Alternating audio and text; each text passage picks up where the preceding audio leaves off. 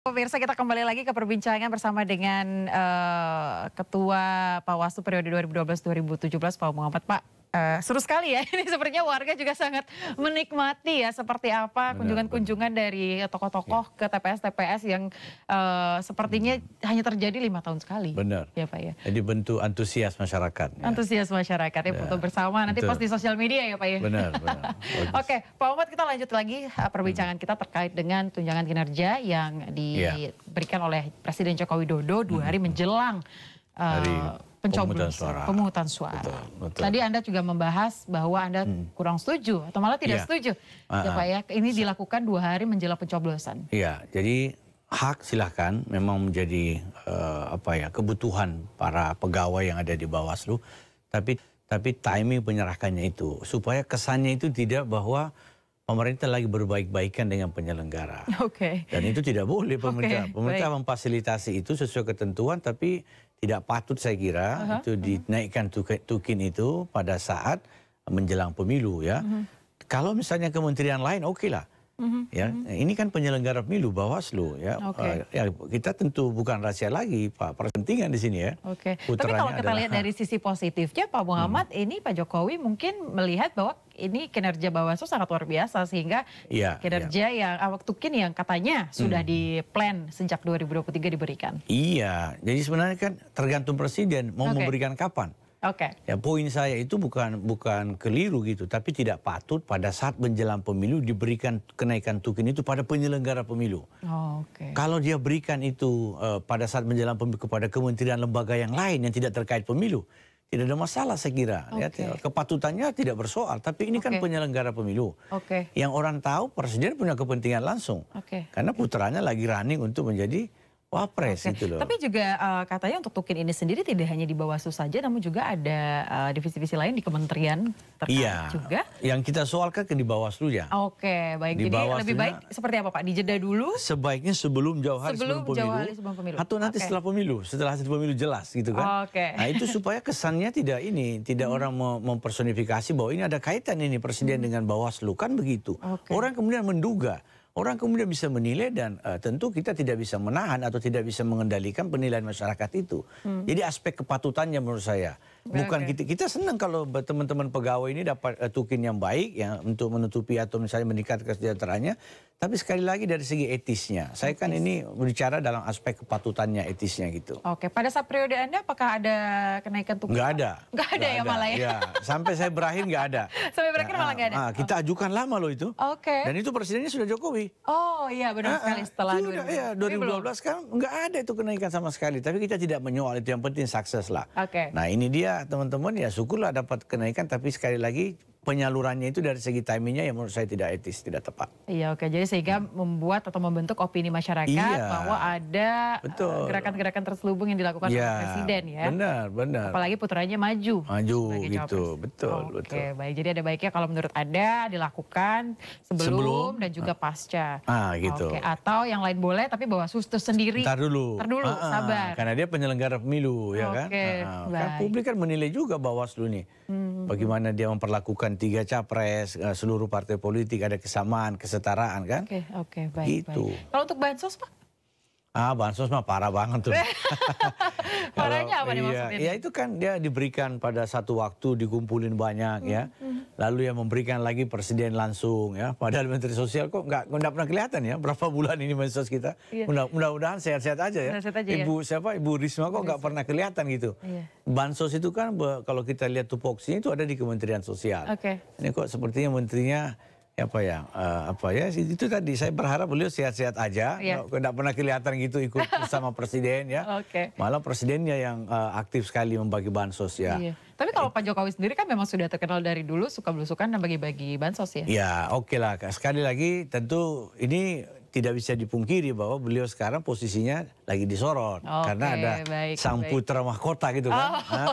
Begitu. Jadi supaya tidak membuat opini masyarakat yang jelek-jelek. Benar, nggak salah, bansosnya bagus kok dari dan oleh untuk rakyat kan. Tapi sekali lagi beliau harus menjaga image itu ya.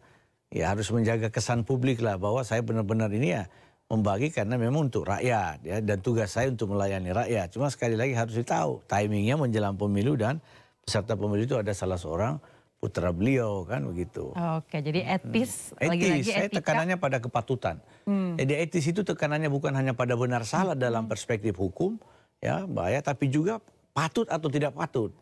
Nah ini yang bangsa ini lagi miskin etis ini, keteladanan etis gitu loh. Misalnya kasus di MK ini, sorry nih, kita paling tidak saya kasih contoh. Ketua MK itu kan tidak melanggar hukum, tapi melanggar etis. Sehingga diberhentikan secara tidak hormat sebagai ketua. Kemudian ketua KPU kemarin juga diberi peringatan keras terakhir. Ya, secara hukum ya dia laksanakan aja terus, tapi secara etis kan itu serius itu. Sanksi peringatan keras terakhir itu 1 digit di bawah pemberhentian itu. 1 digit di bawah. Karena kita berada di sistem demokrasi dan Indonesia juga menganut etis sangat tinggi. Sangat, sangat. Tap MPR kita itu masih hidup loh, masih eksis itu. Bagaimana etika berbangsa bernegara itu harus menjadi prioritas dikedepankan kepada seluruh penyelenggara negara. Oke. Jadi kalau dari analisa Anda, waktu kita balik lagi pada saat sebelum penetapan di Mahkamah Konstitusi itu, apakah lebih baiknya waktu itu paman yang kita sebut-sebut ya dari Gibran Raka-Buming Raka harus berhenti dulu atau? Iya. Oh gitu, menurut Anda dia harus paham, dulu? Harus. Etisnya seperti itu ya? Etis di MK itu menurut saya standarnya hampir sama dengan KPK. Sangat ketat, sangat kuat. Sangat tinggi gitu loh standar etiknya. Jadi kalau ada perkara, kita aja di Bawaslu begitu. Saya waktu pimpin Bawaslu, pimpin DKPP itu gitu. Kalau ada perkara itu terkait dengan misalnya daerah saya atau mungkin kerabat saya, maka saya dinyatakan tidak bisa ikut membahas itu. Tidak sampai di situ Mbak Aya. Tidak ikut dan tidak ikut memutus.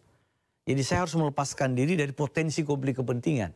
Apakah daerah saya yang dibahas, apakah penyelenggara atau peserta pemilu ada kaitan dengan saya, maka itu saya tidak ikut membahas. Nah itu kan harusnya MK lebih kuat lagi, lebih tinggi lagi standar etiknya. Seperti dengan KPK kita lihat kan, menjaga betul tuh kesan publik. Oke, baik. Jadi memang untuk Bawaslu ini berperan untuk mengawasi hal-hal yang kita memang tidak ada banyak yang melakukan hal, tindakan itu tidak melanggar hukum namun melanggar etis. Oke. Kalau untuk Bawaslu sendiri kita lihat kan ini juga sangat ini ya berperan penting di pesta demokrasi di jalannya pemilu 2024 ini. Benar. Mungkin di belakang Bawaslu sendiri apakah ada pihak-pihak yang mungkin mendukung sehingga kalau Anda tadi menyebutkan pemilu 2024 ini sangat cukup sukses ya jika dibandingkan dengan periode sebelumnya. Saya lihat teman-teman masyarakat sipil cukup aktif ya menjadi membantu menyampaikan pesan-pesan, laporan-laporan kepada Bawaslu dan juga media. Saya lihat media kita sangat aware terhadap problem pemilu kita, ya ikut mensosialisasikan, menyampaikan pesan-pesan, ikut juga menyampaikan, menginformasikan kalau ada potensi pelanggaran agar cepat direspon oleh penyelenggara pemilu. Jadi saya lihat ini stakeholder pemilu kita sangat berperan baik ya.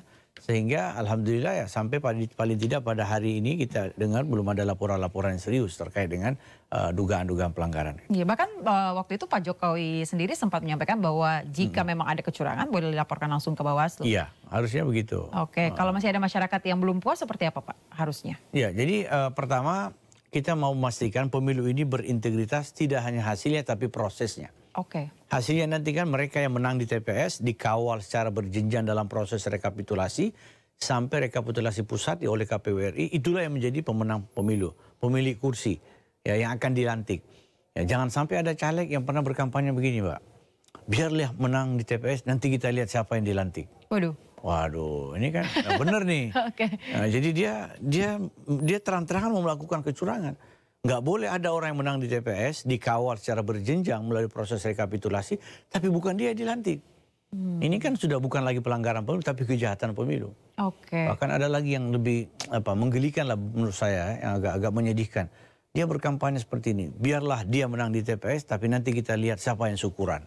Waduh, wah ini sudah ada memberikan sign-sign dong kalau statement begitu. Iya, di otaknya sendiri, di pikirannya sendiri sudah curang gitu loh. Secara ini ya tidak sengaja ya, subconsciousnya bilang bahwa tunggu aja nih. Tunggu aja, saya akan, itu tidak bisa terjadi kalau dia tidak melakukan kolaborasi negatif dengan oknum penyelenggara. Tidak mungkin terjadi bahwa bukan dia menang di TPS tapi dia dilantik. Itu yang dimaksud dengan kecurangan bahkan kejahatan pemilu. Oke, sehingga ini memancing saya juga untuk bertanya terkait dengan peran Bawaslu pada saat proses rekapitulasi. Seperti apa harusnya? Nah, Bawaslu dari mulai tingkatan paling bawah pada hari ini kita pemilu ada pengawas TPS. kemudian setelah itu akan ada proses rekapitulasi kecamatan. Ada namanya panitia pengawas pemilu kecamatan. Dia akan hadir di situ, di proses itu. Ya, dia punya tempat, dia punya wewenang, dia punya tupoksi ya, untuk melihat dan menilai proses rekapitulasi. Ke atas lagi satu tingkat namanya rekapitulasi kabupaten kota. Ada Bawaslu kabupaten kota yang akan menilai, mengevaluasi, mengoreksi proses-proses yang ada di rekapitulasi kabupaten kota. Satu tingkat berikutnya dengan jadwal yang sudah diatur oleh KPU ada namanya rekapitulasi provinsi. Ada Bawaslu provinsi. Fungsinya juga sama, menilai, mengawasi, menginterrupt dan seterusnya. Terakhir adalah di rekapitulasi KPU pusat.